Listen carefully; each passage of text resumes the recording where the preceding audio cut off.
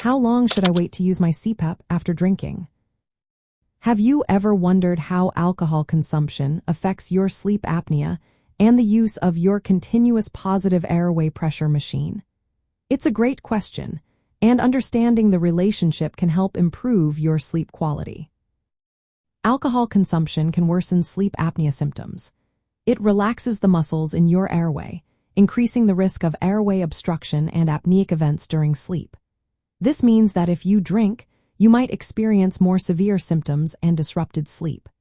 Continuous positive airway pressure therapy is the primary treatment for obstructive sleep apnea.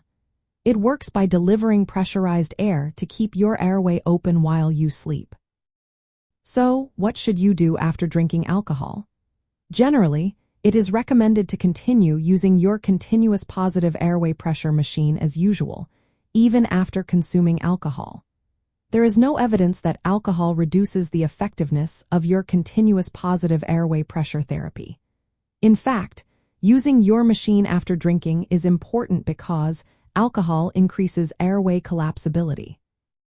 Your continuous positive airway pressure machine helps prevent breathing disruptions caused by this effect. Some studies suggest that your continuous positive airway pressure machine can still effectively manage sleep apnea even when alcohol has been consumed. Most of the time, you won't need to change the pressure settings. However, keep in mind that alcohol's muscle-relaxing effects may sometimes require higher air pressure to maintain airway openness. If you drink regularly, consider using an auto-continuous positive airway pressure machine. This type of machine automatically adjusts pressure throughout the night based on your airflow. Fixed-pressure continuous positive airway pressure machines are set based on typical sleep conditions. If you consume alcohol regularly but do not account for it during pressure settings, the set pressure may not be enough on nights when you drink. Timing is also important. Experts recommend stopping alcohol consumption at least 3 to 4 hours before bedtime.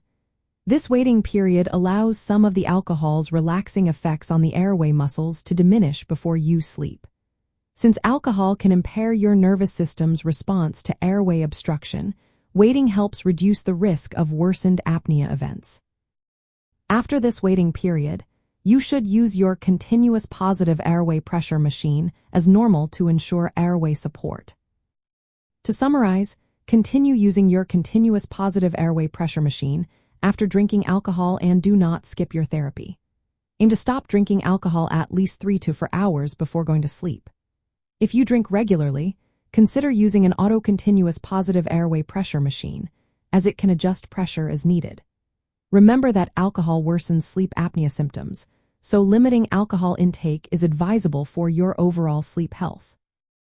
Maintaining your continuous positive airway pressure use after drinking is important because your sleep apnea does not take a break when you consume alcohol.